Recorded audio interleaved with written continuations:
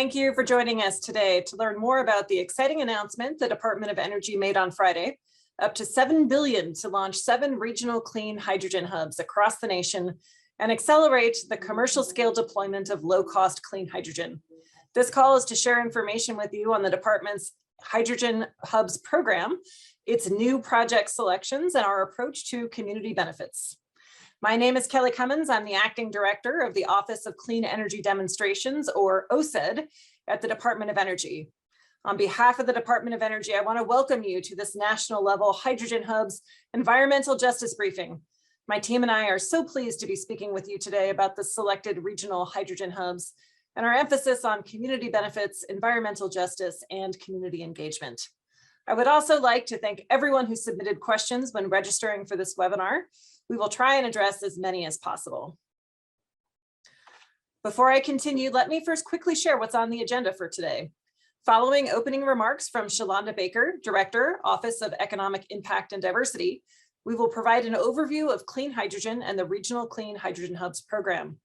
You will then hear from Todd Schrader, Director of Project Management at OCED, who will discuss the 7 selected regional clean hydrogen hubs.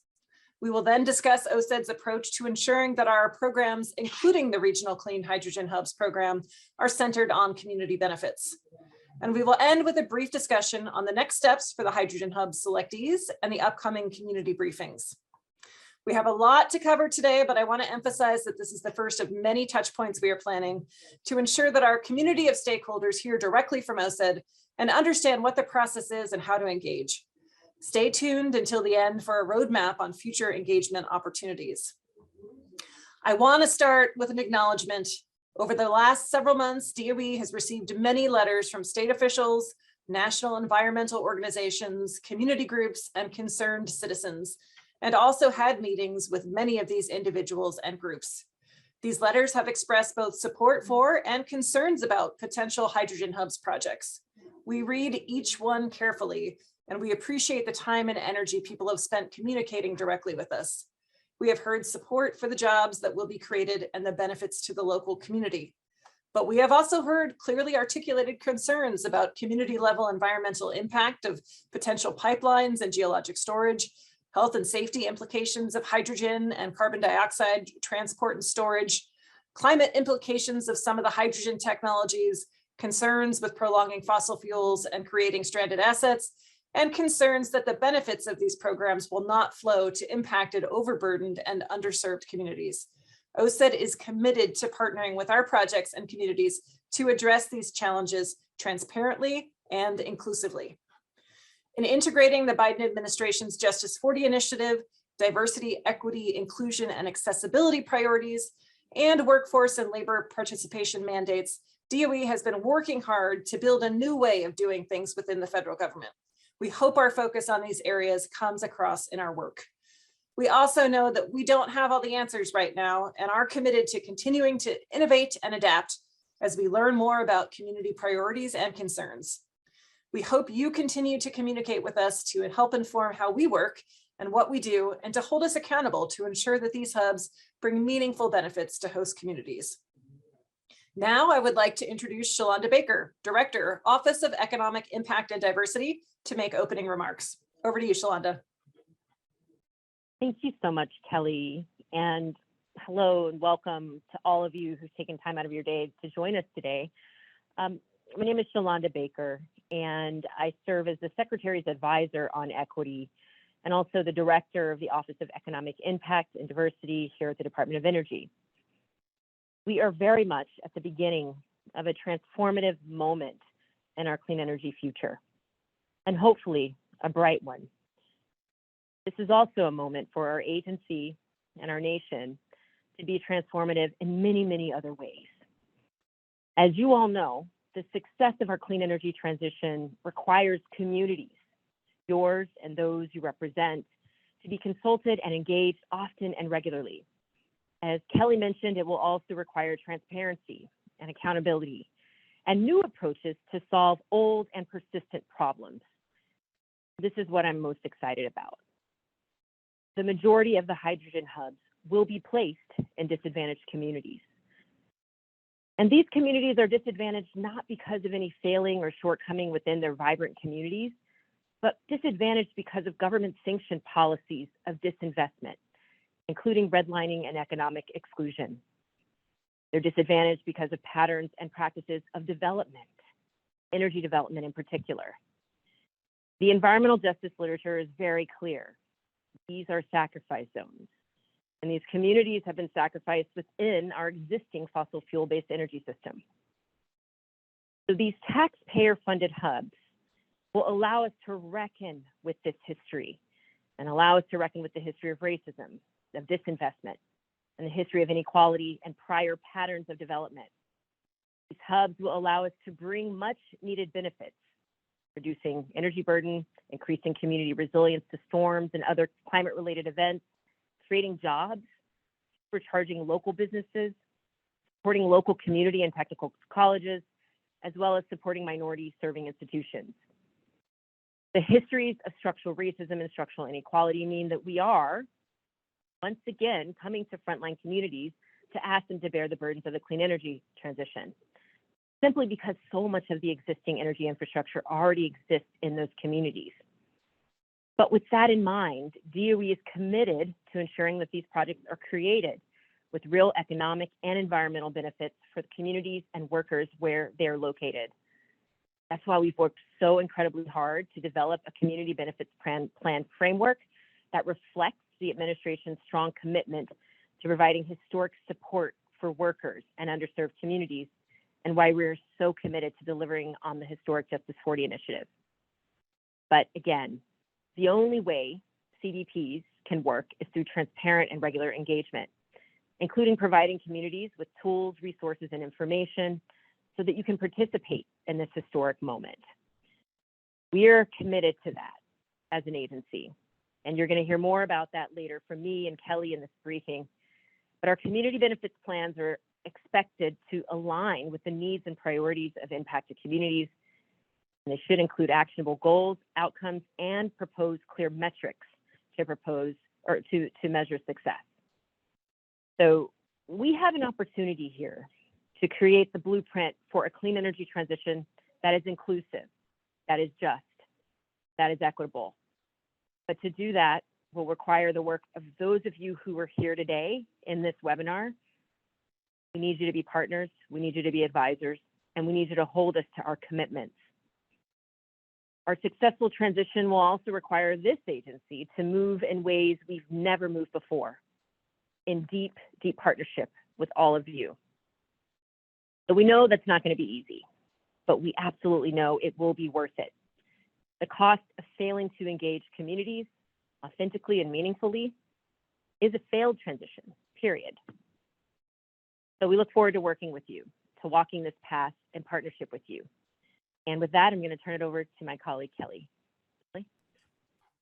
Thank you, Shalonda. I am so grateful for your leadership and look forward to hearing from you more later in the presentation. I'd now like to orient us all around hydrogen and what Congress directed the department to invest in.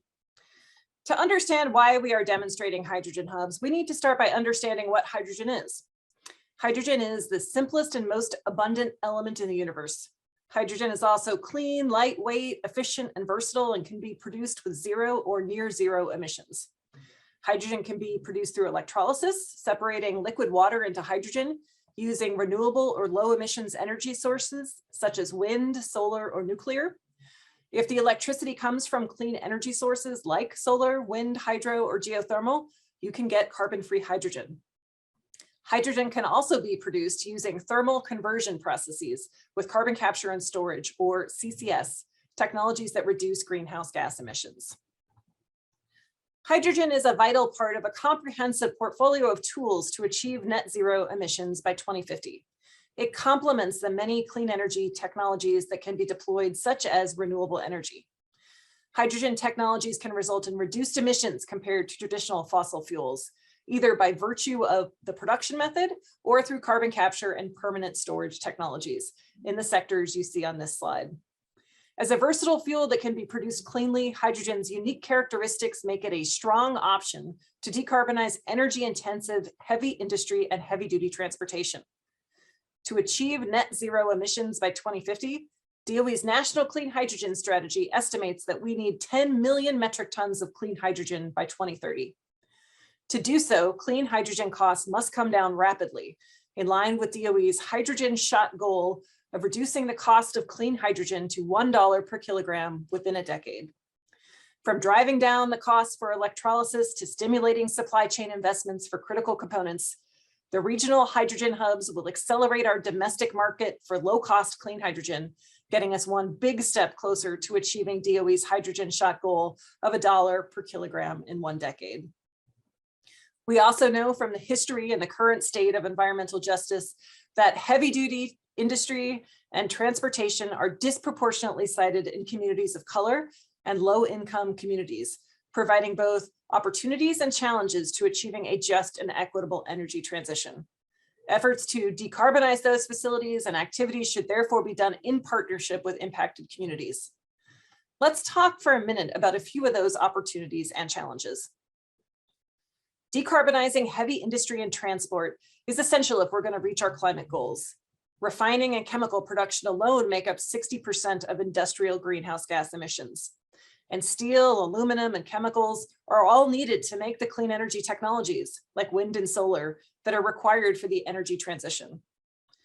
Hydrogen's ability to provide the high temperature heat needed for certain industrial applications and to support the energy requirements of heavy-duty transportation means that hydrogen is the best option to decarbonize certain sectors. Importantly, decarbonizing these industries using hydrogen can also reduce air pollution that disadvantaged communities are disproportionately exposed to, including particulate matter, ozone, and other air pollutants, which contribute to higher rates of asthma, heart disease, and other health problems. For example, hydrogen fuel cell powered vehicles only emit water and heat and will eliminate many of the air pollutants caused by traditional combustion engine vehicles. Similarly, replacing fossil fuels with hydrogen can help reduce air pollution from heavy industry. At the same time, it is critical to recognize that not all risks from the fossil fuel economy are easily addressed with hydrogen. Burning hydrogen, like fossil fuels, emits nitrogen oxides, and many disadvantaged communities are concerned about the associated health impacts of those oxides, or NOx. DOE is committed to reducing these risks through research and development, implementing the best available technologies and monitoring. As part of the community benefits approach that we'll discuss soon, projects are expected to proactively partner with communities to identify and mitigate any potential negative impacts, including things like NOx emissions. Achieving the level of cost reduction for hydrogen that will enable these outcomes is no small task. It requires a whole of government approach. There are multiple tax credits like 45V that can reduce the cost of clean hydrogen. There are standards set in place to ensure that hydrogen is clean from the time that the feedstock is extracted to the moment it is used. There are funds available for innovation to improve hydrogen technologies like electrolyzers and fuel cells, and for enabling cutting-edge end cases for hydrogen. We have ongoing partnerships with countries like Mexico and Canada, who will be key allies in coordinating the build-out of a broader North American hydrogen supply chain. And we have the regional clean hydrogen hubs, or H2 hubs for short. To decrease costs, we need to rapidly scale clean hydrogen infrastructure and technology. The bipartisan infrastructure law provided DOE with $8 billion in funding to develop regional clean hydrogen hubs and accelerate the commercial scale deployment of low-cost clean hydrogen and further decarbonize the US economy. Of that amount, we've allocated up to $1 billion for a demand-side initiative to ensure that both producers and end users in the hydrogen hubs have the market certainty they need during the early years of production to unlock critical private investment. If you want to learn more about the demand-side initiative, you can follow the link on this slide to a video that discusses how it will work in detail. On Friday, DOE announced the 7 regional clean hydrogen hubs located throughout the nation. This is the country's first ever network of clean hydrogen infrastructure, supported by a $7 billion investment from the bipartisan infrastructure law. The 7 selected hydrogen hubs will catalyze more than $40 billion in private investment and create tens of thousands of good-paying jobs, bringing the total public and private investment in hydrogen hubs to nearly $50 billion. Roughly 2/3 of the total project investment within the hubs is associated with green or electrolysis-based production. But what is a regional clean hydrogen hub really? What does it look like? How big is it? And who is involved? A hydrogen hub is a network of clean hydrogen producers, consumers, and connective infrastructure that supports the production, storage, delivery, and end use of clean hydrogen. This slide shows you a mock-up, a notional view of what a hub could entail. The 7 hubs that were selected span many, sometimes hundreds of miles. They leverage the resources of the region, whether that's renewables or low-cost natural gas, and they leverage the people too, working with communities, labor groups, innovators, regulators, governance groups, tribes, and others to lean on their knowledge and input on how the hub is designed and implemented. The end users of the regional clean hydrogen hubs reflect the region too, whether by placing a predominant focus on agriculture or heavy industry, or by leveraging a key transportation corridor. The hub sought to embody and build on these regions' great histories and networks of infrastructure. Some examples of end uses include industrial use, including steel, synthetic fuel production, and others, transportation, including fuel cell vehicles, maritime, heavy-duty transportation, and more, residential and commercial heating, and electric power generation, including energy storage and backup power. The regional clean hydrogen hubs also plan to develop storage facilities, refueling stations, pipelines, and other necessary infrastructure to connect hydrogen production with its point of consumption. Collectively, the hubs aim to produce more than 3 million metric tons of clean hydrogen per year, thereby achieving nearly 1/3 of the 2030 US clean hydrogen production goal. And with that overview, let's move into the discussion of the selected projects themselves. For that, I will introduce Todd Schrader, the Director of Project Management at the Office of Clean Energy Demonstrations. Over to you, Todd. Thank you, Kelly. And it's good to be here today for this historic announcement and discussion. I'll caveat, we're going to go through the projects, but caveat that we're at the beginning, just going into negotiations, and over the coming months, these negotiations will occur. And it is possible some changes to what we're talking about today can occur as things are finalized. However, we wanted to be transparent about the preliminary details and the foundations for these projects. Again, the only commitment right now is to enter into negotiations. No funding has been provided yet, and those negotiations has to be successful for the government to fund these projects going forward. This will be a cooperative agreement, which is a cost sharing between the government and the applicant, and it affords the Department of Energy substantial involvement throughout the project.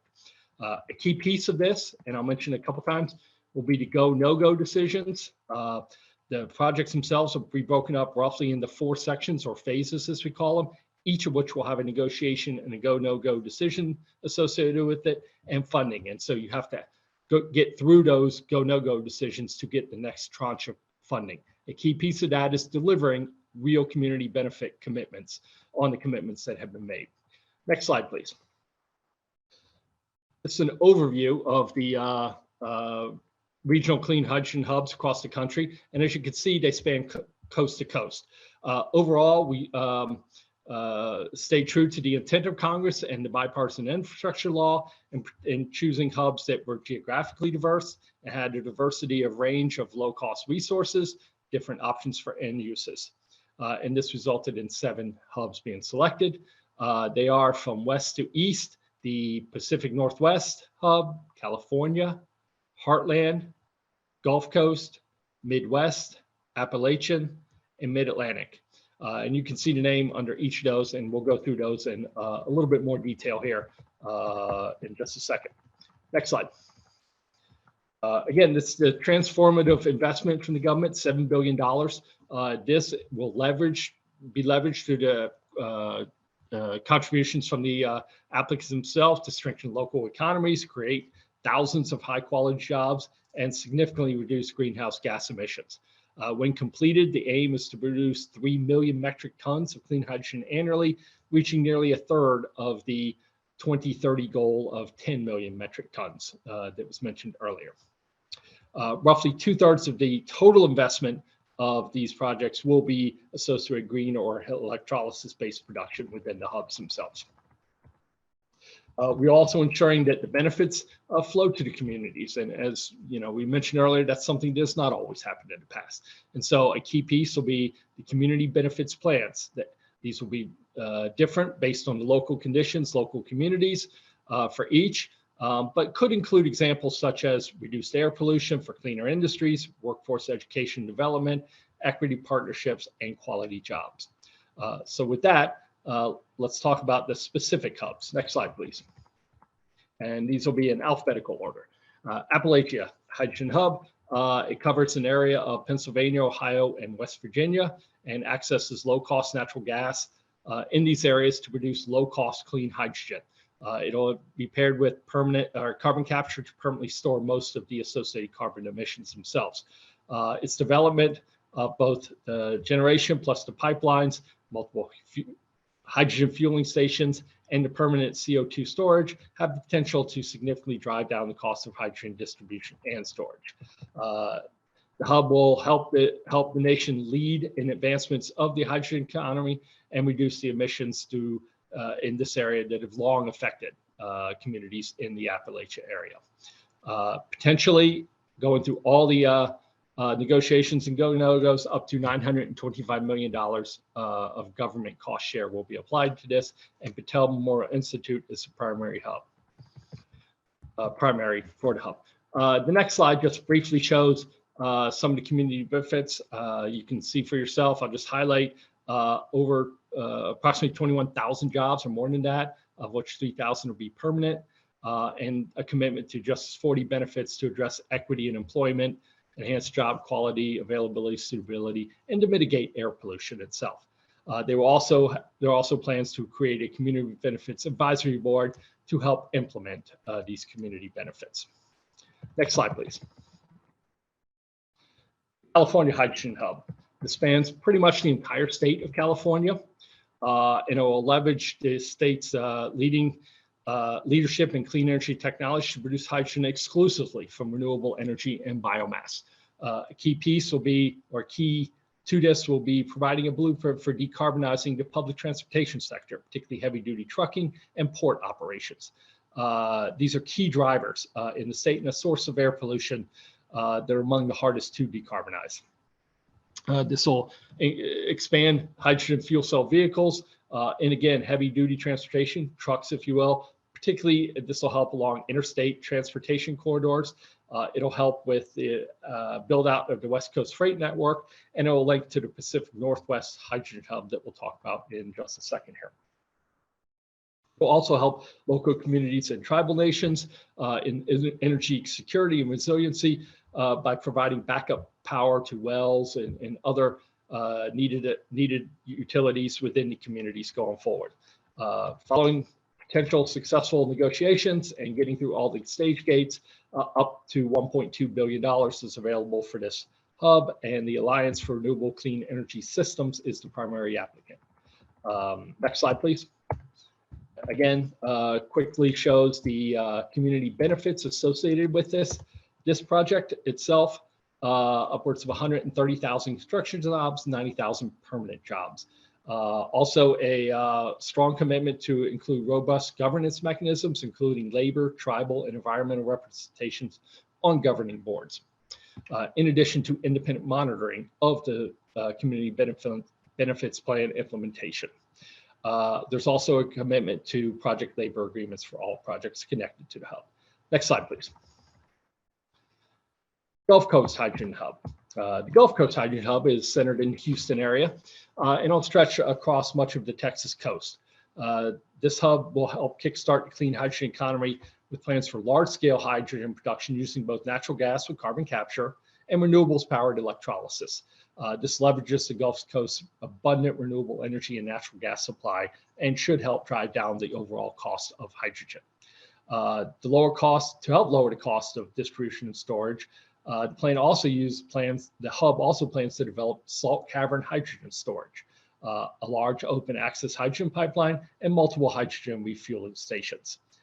It'll use hydrogen for fuel cell electric trucks, stationary power fuel cells, ammonia refineries, petrochemicals, and marine fuel itself. Again, getting through successful negotiations and all the stage gates, up to $1.2 billion are potentially available for this hub, with High Velocity Inc. as the primary applicant for the hub.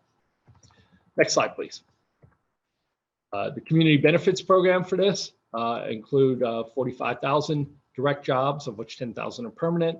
The use of a community advisory board that includes minority serving institutions to support the inclusive and equitable workforce development and community investment.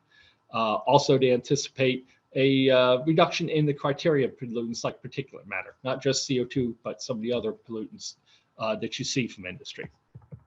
Next slide, please. The Heartland Hydrogen Hub. This hub consists of 3 primary locations across North Dakota, South Dakota, and Minnesota, with the potential to expand into neighboring states. They plan to leverage regionally abundant energy sources to decarbonize agriculture, production of fertilizer, and the overall regional cost of clean hydrogen. They also plan to use hydrogen in co-firing of utility-owned generation, power generation across the country. This provides a unique opportunity for equity ownership for both tribal nations and local farmers and farmer co-ops through public-private sector partnerships. The initiatives will help reduce roughly 1 million metric tons of carbon emissions per year, while extending these private profit sharing and benefits for expanding this into the wider communities. Following successful negotiations and successful passing through the go, no-go gates, up to $925 million will be available from the government, and the Energy and Environmental Research Center is the primary applicant for this hub. Next slide. Community benefits for this are creating upwards of 4,000 direct jobs, that's under 4,000 direct jobs, including about 300 or 700 permanent jobs. Commitment of significant resources, millions of dollars for education consortium to oversee career development, workforce training, and apprenticeship programs, including use of tribal colleges and universities. And this is key to providing the workers that this hub will need in the future. They also intend to contract hundreds of millions of dollars with businesses owned by women, minorities, disabled veterans, disadvantaged communities, and LGBTQ persons. They will also implement a community benefits plan advisory board to oversee this implementation. Next slide, please. Mid-Atlantic Hydrogen Hub spans parts of the Delaware River, and including areas in Pennsylvania, Delaware, and southern New Jersey. This hub will help hydrogen-driven decarbonization of the Northeast, and particularly unique will be the repurposing of historic oil infrastructure and using existing pipeline rights of way. The plan is to develop renewable hydrogen production facilities from both renewable sources and nuclear electricity to establish both existing and innovative electrolyzer technologies. The hydrogen production, along with the hydrogen production, the plant hub also plans to expand hydrogen distribution infrastructure, upgrade bus mechanic depots, and develop fueling stations to facilitate hydrogen distribution to more end users. Again, moving through all of the negotiations and all of the go, no-go gates, there was upwards of $750 million available to this hub, and it is developed by the Mid-Atlantic Clean Hydrogen Hub Incorporated, or MAC2. Next slide, please. Some of the community benefits, again, just briefly, 20,800 direct jobs, a commitment to project labor agreements for all projects, and a commitment to $14 million for regional workforce development boards to serve as partners for community college training and pre-apprenticeships, again, providing the workers that will be needed. Also to address barriers for underrepresented groups, there will be technical and professional development activities, initiatives, including at some of the HBCUs. Next slide. Midwest Hub. I might draw your attention to a very similar name. The one we just talked about, Mid-Atlantic, was MACH2, M-A-C-H-2. This is MACH-H2, M-A-C-H-H2. It's the Midwest Hub. Touches 3 states, Illinois, Indiana, and Michigan, with the potential to expand into other Midwestern states in the future. It's located in the key U.S. industrial and transportation corridor, and it'll enable the decarbonization of industries such as steel, glass, power generation, refining, heavy-duty transportation, and sustainable aviation fuel. It'll produce the hydrogen through a diverse set of abundant energy sources such as renewable natural gas and low-cost nuclear.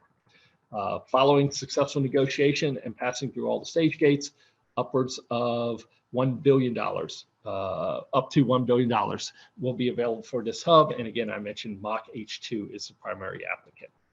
Next slide. Some of the community benefits, again, 13,600 direct jobs, 1,500 of which are permanent. Specific targets have been created to include 40% of total subcontracts going to minority or disadvantaged business enterprises, and $30 million to support inclusive entrepreneur program with a target of 45% diverse hiring. In addition, this plan is to create a worker education exchange with a $15 million investment to enable training and employment and support project partners and negotiate workforce and community agreements. Next slide, please. Final selectee is Pacific Northwest Hydrogen Hub and includes Washington, Oregon, and Montana, with the plan to leverage the region's abundant renewable energy resources to produce hydrogen exclusively via electrolysis. These electrolyses will help in not only the clean production of hydrogen, but driving down the overall cost of this key technology, making it more accessible to other producers and reducing the cost of hydrogen production. This will be used for hard to decarbonize areas that we've talked about before, and the goal of removing 1 million metric tons of CO2 per year once built out. Again, some of these hard to decarbonize industries include heavy duty transportation, which this will help to address, in addition to some of the other pollutants that come along with that, NOx, such as NOx or nitrous oxide emissions. Others that are hard to decarbonize include agriculture, industry, seaports, and aviation. As discussed earlier, this will also help with the development of the West Coast Freight Network in conjunction with the efforts out of the California hub. If all negotiations and go-no-goes are successful, up to $1 billion is available for this hub, and the Pacific Northwest Hydrogen Association is the primary applicant for the hub. Next slide, please. Again, some of the community benefits: 10,000 direct jobs, use of project labor agreements within the hub, and commitments to hiring former coal industry workers and investing $4 million in the Centralia College Training Center to provide this worker training.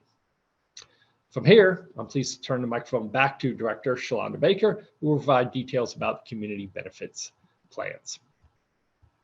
Thank you so much, Todd, and thank you so much for the comprehensive overview of all of the different hubs. Next slide. So now that you've all learned about the proposed hubs and some of the specific community benefits coming out of those hubs, I want to take a step back and actually share with you what we asked of every applicant as they were putting together their hydrogen hub applications. So just to level set, the community benefits plans are an engagement and accountability framework, as I mentioned, that really aims to change the dynamic and relationship among fence line communities, their industrial neighbors, and our agency. And so we're all doing things differently in this hydrogen economy. So we all know that the communities that have borne those burdens of the fossil fuel economy and not borne the benefits or not actually received the benefits of that economy are going to be housing many of these projects. And the question we've been asking ourselves as an agency is, how do we make sure we're concretely changing prior dynamics in the hydrogen economy? And community benefits plans, or CBPs, are really our systematic way to achieve that in 4 interdependent parts. And Todd sort of touched on some of those parts in talking about the specific commitments of projects. So the first, though, is community and labor engagement. And so this is what we have established to involve those individuals, those stakeholders who are impacted in decisions that affect them or by decisions that affect them, and actually create projects that are responsive to their needs. So we're talking, again, about communities and workers. The second kind of component of community benefits plans is that DEIA piece, so diversity, equity, inclusion, and accessibility, which is really about supercharging the economy. So this is seeking to build a clean energy economy that is reflective of all Americans, and ensuring that there's equitable access to wealth building opportunities for all. I mean, you've heard the number, $7 billion. So that money and the benefits derived from it have to actually land in the local communities and land across those communities in a distributed way. So we're really focusing here on those individuals who have historically faced systemic barriers to employment and those who are underrepresented within the entrepreneurial space. So the third component of our community benefits plan is about investing in the American workforce. So here again, we're trying to build a skilled long-term workforce that's needed to power the energy transition. We're focused on creating quality, family-sustaining jobs with free and fair choice to join a union or form a union, and ensure that those jobs are actually open to all Americans. And finally, we've talked about Justice 40, but here I just want to foot stomp that Justice 40 is such a key component of the community benefits plan framework. Here we're aiming to maximize project benefits, minimize harms, and support the goal that 40% of the benefits accrue to disadvantaged communities, so that all communities can help to lead this new clean energy economy. An important requirement within the Justice 40 section is actually explaining. So we asked every single applicant to explain any possible risks or harms to disadvantaged communities and how those harms would be mitigated so that the benefits are not whitewashing harms or, washing them away with this new Justice 40 benefit framework. So each hydrogen hub applicant was required to develop a community benefits plan to ensure that local communities and workers are engaged in these projects from the outset and receive concrete benefits throughout.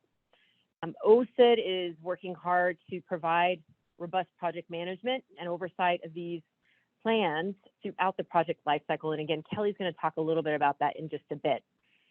So DOE's community engagement is going to kick off during this negotiation period. And during this time, DOE is going to be working with selectees to strengthen the CBP. So what Todd shared with you is just the beginning, and we're looking forward to strengthening the CBPs and incorporating community input. If projects are awarded after this negotiation phase, CBPs will evolve in response to community and worker feedback during each phase to result in measurable benefits to communities. So at this point, I want to turn it back over to my colleague, Kelly Cummins, to talk more about how OCID evaluated community benefits for the hub selectees, as well as the overall process that will take place throughout the project lifecycle. Over to you, and next slide. Thanks, Kelly. Thanks, Shalonda. OCID has a rigorous and gated project implementation approach with 4 project phases that start with planning and culminate with ramp up and ongoing operations. We have not reached any of these phases. See the star on the screen. Selected applicants are just now entering a period of negotiation, which will take months to finalize. During this negotiation period, applicants will refine their proposals and better define plans, including those for community benefits. Community benefits are incorporated into each phase. Applicants were required to assemble initial community benefits commitments as part of their applications, which accounted for 20% of their overall score. These applications were assessed by a panel of experts alongside technical, financial, and other elements in their applications. We will discuss what factors were identified as indicators of a strong community benefit commitment in just a minute. Refinements and changes made to projects during the negotiation process, which includes feedback from community engagement, as we will discuss later, will extend to community benefits commitments with improvements before reaching award. And these commitments do not vanish after awards are made. That is just the beginning. Between each phase is a go, no-go decision, where the department determines whether a hub should continue on to the next phase and receive additional funding. These decisions include consideration of the implementation of the community benefits commitments, along with other milestones and factors. Importantly, these commitments are meant to be adaptable. As projects progress, lessons are learned, and community input is received, community benefits will be continuously evaluated and updated to accommodate new information. Selectees were required to submit community benefits plans addressing community and labor engagement, quality jobs and workforce development, diversity, equity, inclusion, and accessibility, and the Justice 40 initiative. This slide shows some of the specific requirements from the H2 Hub's funding opportunity announcement for community benefits commitments. And again, these are just the section headers here. DOE also asked applicants for a lot of information regarding how they would pursue meaningful benefits for host communities, workers, and those typically excluded from leading the clean energy transition. This is in recognition of the significant effort, resources, and commitment it will take from both DOE and projects to make this energy transition equitable. The community benefits requirements for the H2 Hubs program and all OSED programs are tailored to reflect the impacts of specific technologies, the types of applicants, and any statutory requirements. Nonetheless, strong community benefits commitments must have certain characteristics. Selectees must plan to go beyond a vision or assessment into including actionable goals, outcomes, and implementation steps supported by adequate money, people, and time resources. The selectee must also include mechanisms for accountability to and transparency with impacted communities and propose clear metrics to measure success. The proposed actions must align with the needs and priorities of impacted communities, and the commitments must demonstrate how the project design will minimize and mitigate negative impacts and harm, especially to already overburdened communities. The selectee must show the plan for creating quality jobs, equitable access, and investment in workforce development. And as I've mentioned before, they must evolve in response to community and worker feedback over time. Crucially, for fence line communities and workers whose lives will be shaped long-term by these hubs, the commitments aim to build toward lasting and enforceable community and labor agreements that will outlast federal funding and ensure long-term accountability. These are essential components to the President's effort to deliver new economic opportunities to communities too often left behind while tackling the climate crisis. To close, we want to ensure you know the next steps with the program and the selected projects. This slide shows you the path of engagement from when a project applies to OSED for competitive funding to when it is awarded and moves through the project management phases. At this high level, I want to emphasize that we are at the very beginning of a long process. These hubs will take many years to come to fruition, and we'll have to pass through several stages before any construction activities will start. We can't give specific timelines yet because each hub will be different, and also because this can shift significantly during negotiations and later stages. So here we are at the start. Projects have been selected for negotiation of awards, and you can find project summaries, which include a summary of initial community benefits in the application on our webpage, which we will put a link to in the chat. DOE will consider information learned during engagements to inform our negotiation process, which means that your feedback can help shape how projects progress. We've listed concrete ways that you can get involved here, including reaching out to the hub or DOE directly and attending virtual briefings. And let us know via email if you'd like to receive additional information about local engagements that will be planned in the very near future. For projects that successfully get through negotiations, which can take months, and receive funding in an award, there will be many, many additional ways that folks can get involved.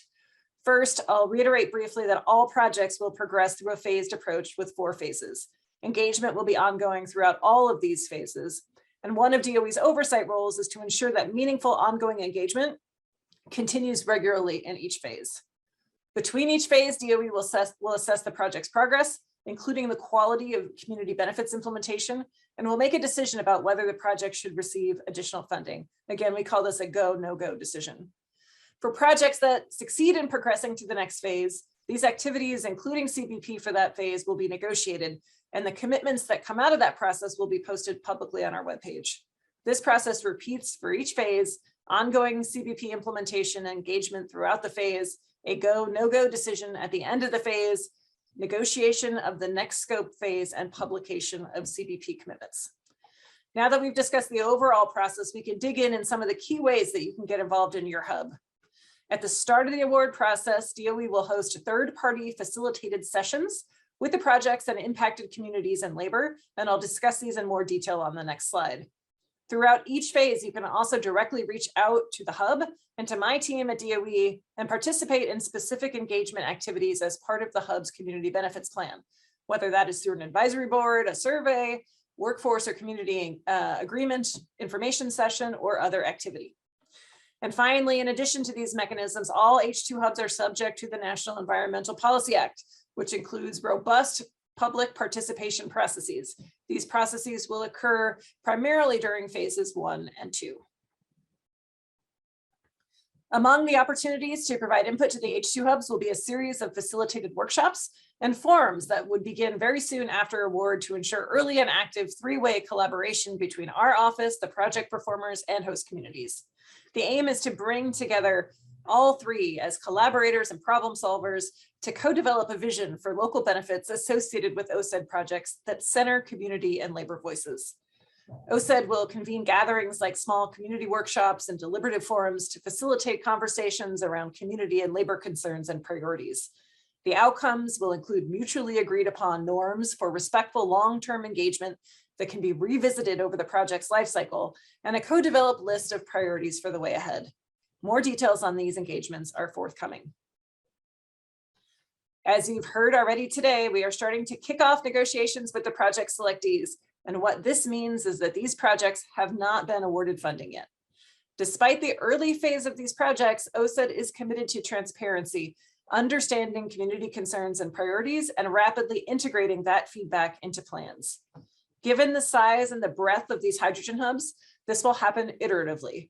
Ultimately, we will engage at every level across the 7 hubs in partnership with our private sector partners. The very next step is a series of briefings, one for each selected hydrogen hub, held virtually to enable maximum participation. A majority focus will be hearing from the local communities. You can register for these briefings now, and we'll put the link in the chat. If you have questions that you would like DOE or the selectees to answer as part of these community briefings, please email us directly at the email address at the end of this presentation. These briefings are just an early but extremely important step in broadening engagement between DOE, the selectees, and communities impacted by projects. Information and details on these hub-specific briefings is provided on our website, links to which will be provided in just a minute at the end of this presentation. As previously mentioned, we have just begun negotiations for these projects. This process involves significant discussions on how to make the selected hubs more robust from a technical, financial, and community benefits standpoint.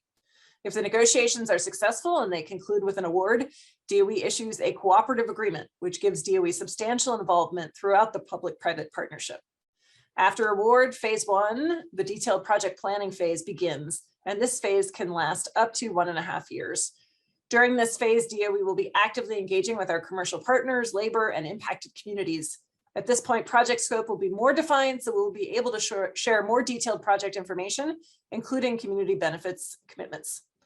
DOE will also ensure compliance with the National Environmental Policy Act and the National Historic Preservation Act, including required engagement with communities and tribes. Broadly speaking, project stakeholders should expect significant engagement with OCED and future awardees. This is all to say, we're just getting started, and we are looking forward to hearing more of the perspectives from local community members very soon.